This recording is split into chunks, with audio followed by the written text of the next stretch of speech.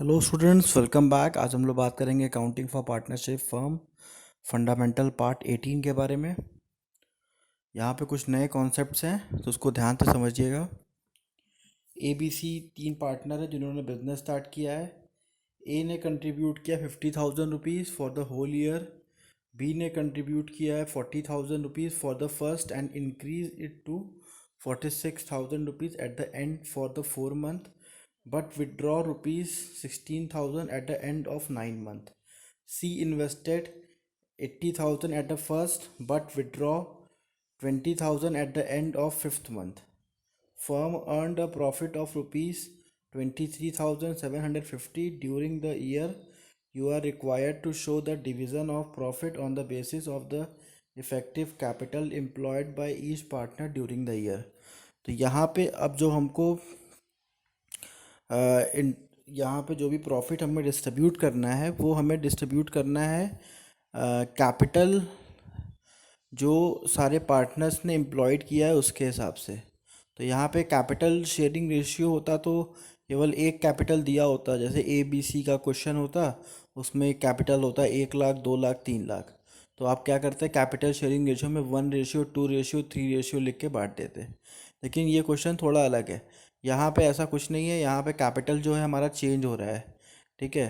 तो अब चेंज जब कैपिटल होता है तो उस कंडीशन पे हम कैसे क्वेश्चंस को लगाते हैं और उसका कैपिटल शेयरिंग रेशियो कैसे निकालते हैं, ये चीज़ हम यहाँ पे सीखेंगे कि जब भी कैपिटल इंट्रोड्यूस हो रहा है, विदड्रॉ हो रहा है, ऐसा कोई कंडीशन हो रहा है तो उस कंडीशन पे हम कैसे क्वेश्चंस को सॉल्व करते हैं। तो यहाँ पे एक चीज़ और आपको ध्यान देना है कि यहाँ पे जो वर्ड यूज़ कर रहा है बार बार, at the end of 4 month, फिर at the end of 9 month, तो इसका मतलब क्या हुआ? इसका मतलब हुआ कि आपको अप्रैल से लेके मार्च तक के महीने में आपको eight the end of 4 month कह रहा है, तो 4 मंथ का मतलब आपको समझना है अप्रैल मई जून जुलाई, मतलब जुलाई के लास्ट में। ठीक है। तो इस तरीके से आपको समझना होगा। तो अभी क्वेश्चन लगाते हैं और फिर आपके कॉन्सेप्ट को और क्लियर करते हैं। तो देखिए, पहला जो 50,000 था वो हमारा पूरा कोई चेंजेस नहीं हुआ था, 12 मंथ के लिए पूरा पूरा पैसा था। तो वो हमारा 6 लाख रुपीज़ आ गया। कैसे? जो अभी हमारा अमाउंट होता है 50,000, 50,000 का इंटू करा देते हैं मंथ से। ठीक है। तो ये टेक्निक आपको कब यूज़ करनी होती है?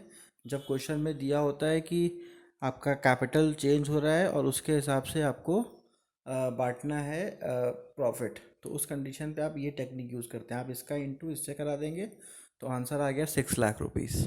ठीक है। अब दूसरा क्या बता रहा है? 40,000 फॉर 4 मंथ। अब ये कैसे निकाले? तो क्वेश्चन पे वापस से आते हैं।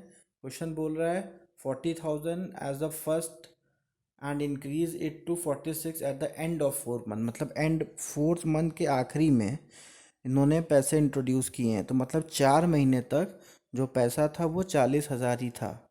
फिर से समझिए कि 40,000 रुपये इन्होंने इंट्रोड्यूस किया बिजनेस स्टार्ट करते समय और 4 महीना तक 40,000 चला। उसके बाद 4 महीने के आखिरी में इन्होंने 40,000 को बना दिया 46,000, मतलब 6,000 रुपये इन्होंने और खर्च किए। तो 40,000 से 46,000 जो इन्होंने बनाया, 4 महीने तक तो 40,000 ही था, तो 4 महीने तक हम यहाँ पे दिखाएंगे 40,000 रुपीज़। अब 5वें महीने से जो पैसा है वो 46,000 हो गया। तो 46,000 अब कब तक रहा, इसको फिर से क्वेश्चन पढ़ेंगे। अब बोल रहा है 46 at the end of 4 month, but withdraw 60,000 eight the end of 9 month, मतलब अब चौथे महीने से लेके 9वें महीने तक। ठीक है। अब वो पैसा हमारा रहा 46,000 तक। तो चौथे महीने से 9वां महीना गिनेंगे तो कितना आएगा? देखिए, 5, 5th, 6, 7, 8, 9। तो 9 मंथ के आखिरी में आप गिनोगे तो 5 मंथ आएगा। तो 5 मंथ हमने यहाँ पे लिख दिया। फिर उसके बाद अब आखिरी का जो बोल रहा है कि अब जो पैसा हमने यहाँ पे रखा 16,000 विड्रॉ कर लिया eight the end of 9 month, 9 month के आखिरी में, मतलब अब 9 मंथ का आखिरी हो गया। फिर 10, 11, 12, 3 महीना बचा। तो यहाँ पे 3 महीने का हमने इस तरीके से इंटरेस्ट लिख दिया। अब सबका इंटू हम इससे करा देंगे। तो 30,000 इंटू 3, 46,000 इंटू 5, 40,000 इंटू 4। अब इसको जोड़ के हम यहाँ पे लिख देंगे। तो इस तरीके से आपको यहाँ पे ध्यान देना है। 4th month, 5th month, 6th month, जब भी वो ऐसा वर्ड यूज़ करेगा तो आप अपने से समझोगे कि जो हमारा छठवां महीना होता है वो अब अप्रैल से आप जोड़ोगे, तो उसका बेस्ट तरीका क्या है, कॉपी में आप अप्रैल मई जून जुलाई अगस्त सितंबर लिख लीजिए और सबकी नंबरिंग कर दीजिए कि अप्रैल हमारा फर्स्ट मंथ है, मई हमारा सेकंड मंथ है, जून हमारा थर्ड मंथ है। इस तरीके से अगर आप लिख लेते हैं कॉपी में तो आपको ऐसे क्वेश्चंस लगाने में इजी होगा। और उसके बाद फिर आप देखो कि कौन से मंथ के आखिरी में क्या हो रहा है। 9 मंथ बोल रहा है तो 9 मंथ आप देखो कौन सा आ रहा है, अप्रैल के बाद 9वां महीना कौन सा आ रहा है। ठीक है, तो अप्रैल से लेके मार्च तक के आप पूरा एक कैलेंडर टाइप का बना लीजिए। ठीक है, ताकि क्वेश्चन लगाने में आपको इजी हो। और ऐसे क्वेश्चन एग्जाम में पूछते हैं क्योंकि थोड़े कंफ्यूजिंग होते हैं।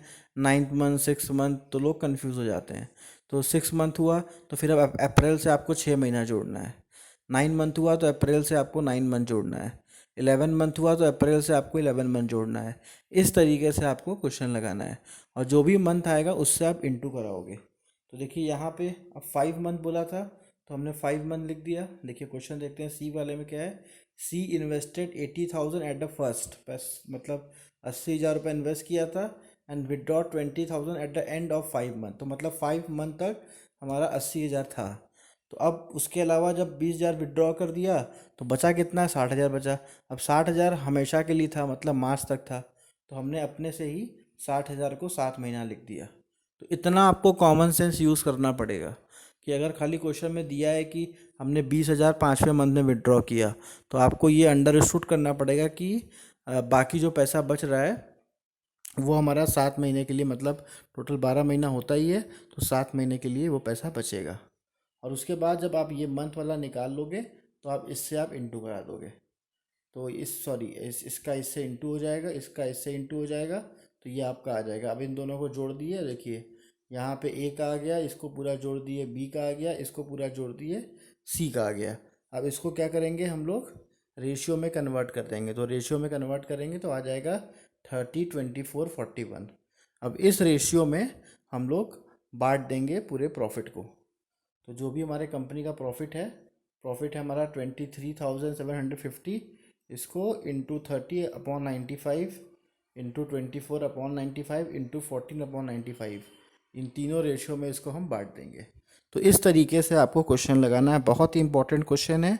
तो इसका हमने आपको प्रैक्टिकल में कुछ दिया हुआ है क्वेश्चन लगाने के लिए, एकदम सेम क्वेश्चन इसी पे बेस्ड है।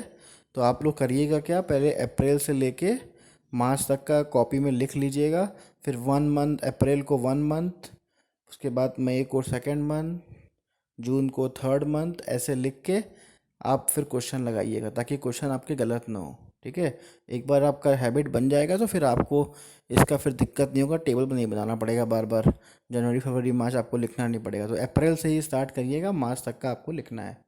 ठीक है, तो ये रहा क्वेश्चंस, 3 क्वेश्चन आपको दिए हैं, सेम पैटर्न्स पे है, तो आप कोशिश करेंगे लगाएंगे तो आपको कॉन्सेप्ट और क्लियर हो जाएगा। लेकिन कोशिश यही करिएगा कि आप अप्रैल से लेके मार्च तक लिखिएगा ज़रूर, ताकि क्वेश्चन आपका इजीली लग जाए।